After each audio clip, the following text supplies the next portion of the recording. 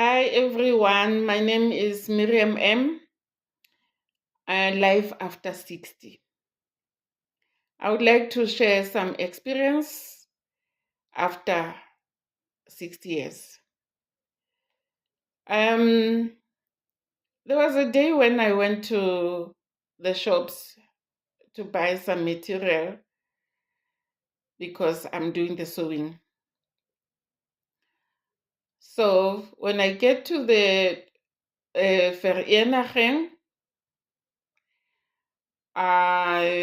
from the rank to where I'm buying material is a distance. So on my way going to the shops, there was someone following me, but I wasn't aware. So when I was still on my way, there was another guy who approached me. So this person approaching me, he touched me and he said to me, "Where is the police station?" Just like that. "Where is the police station?" I said, "Why are you touching me like this? And police station is not far. It's just here." He went. And behind me, this person who's behind me, he came and he said, "Mommy, oh, see, he touched you, something on your dress." I said, "What's this?" And when I look, I found that there's something like Vaseline, something darkish. I don't know what was it. So this guy decided to wipe me. He's got a tissue. He was wiping me. And he said, "Even me, he touched me." I said, "Oh, okay." So, but I'm going to the shops. So while we were talking, the car, that's a white car that stopped near us here. And this person said, "Here are the policemen. Let's tell them. Let's tell the police." Then we went to them and then they said, "Let's go and find this person." Then we went in the car, we went to find the person. And the person who was wiping me knows the person. Because when we go there, he is the one who said, "There he is, there he is." So this person, we went to him and the two guys that were in the car, they showed me a card, SAPS card. And they said, "We are police, mommy, we will find him. These guys on the street, they're doing wrong things on elderly people." I said, "Oh, maybe they're going to help me. I don't know." So as we go there, they caught him and they said to him, "What are you doing to this elderly person, Wena?" And then he said, "Once I touch you, your money will be vanished in the bank. Within 3 hours' time, your money will be vanished." And then they said to me, "Mommy, can you hear what he's saying? He says within 3 hours' time, your money will be vanished in the bank." Okay, we're taking him into the police station. The other guy took him. They went away for, I'm sure, for 5 minutes, and they came back. When he came back, he says, "Yeah, I've handed him into to the police. They're going to lock him.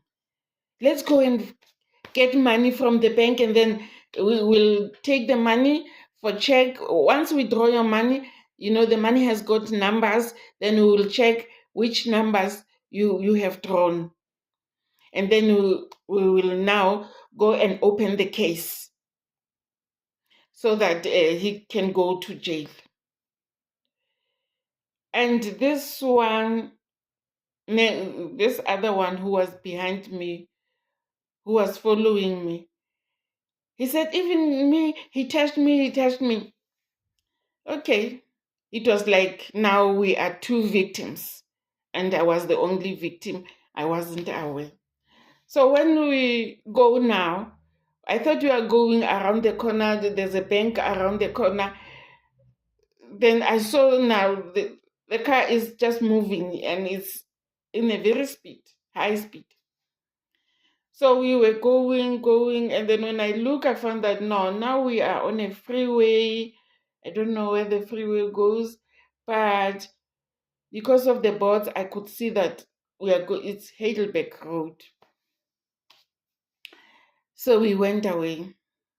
And I said to them, now because we are from Vereeniging and there are banks there, why don't we go to these banks? Then they said, no, these banks, these people who are around here, Vereeniging, they are working with the people who are in the banks. They tell us in the bank, they are working with them. So we are going to a different bank where they don't know them. Okay. And as we were going, I've asked this one next to me, I said, but do you trust these people? He said, yes, I trust them. These people are police. I said, okay. Then the one in front who was driving said, Mommy, oh, you don't trust us. You don't trust. Why? What do you want us to do? Can we, and we were in the middle of the road. What do you want us to do? Oh, you don't want us to help you.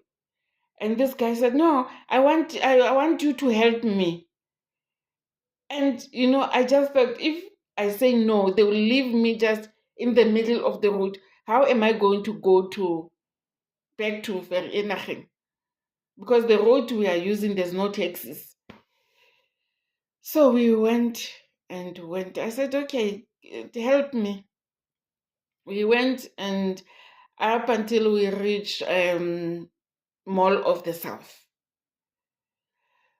We went to Mall of the South, and then when we get there, they just said to me, when you get into the bank, be quiet, don't, make them aware that we are investigators. We are investigating people who are working with the Tsotsis outside.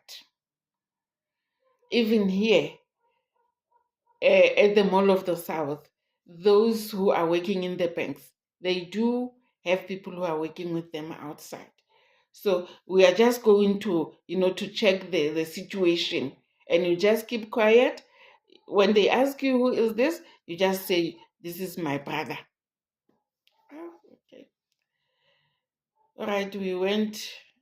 They've asked me, where do I have an account? I said, Nedbank. They asked the other one guy who is acting as a victim, they asked him, where do you have an account? He said, ABSA. So they said, Mommy, how much do you have in the bank? I said, I've got 18,000. And then they asked this one, how much do you have? He said he's got 40,000. So they said to me, you are going to withdraw 18,000 and leave 2,000. You are going to draw 38,000 and leave for 2,000. So we went. I thought maybe because really he is a victim too, he will do the same as I do. All right, we went to the banks. I withdrew my money. I came back, and then they gave me an envelope to put money inside. Yes, I did so. And as we are going, they asked me, Mommy, you have to buy milk. And the money that is in your bag, you shouldn't take it out until we get to the police station. We are going to police station. We are going to open a case so that we know that we opened a case, and we are putting your money in the machine where this money is going to be checked. All the numbers that are on the money, they will be shown on the machine, and then we know how much we took it out from your account. Okay. On the way now, I said, you said I shouldn't open my bag. So how am I going to take out money to buy milk? And the other one gave me 20 rand and said, okay, you'll use 20 rand to buy milk. Okay. As we were going back to Vereeniging now, at the other corner, we were turning right. We were turning to the right side and turning to the road that is going to Vereeniging. There, right there, they said by the corner, Mommy, now with that 20 rand, go and buy milk. because the other one already has got milk. I've seen it. So, okay, before that, the other one said to me, the one who gave me 20 rand, said, give me that bag. I want to spray it. I want to spray it so that your money doesn't vanish. When I give her the bag, when I give him the bag, he took out the envelope that has got money and exchanged it with the envelope that has got papers. And they said, go and buy milk now, make as if he's spraying it. And I could feel that, this envelope is heavier than the other one.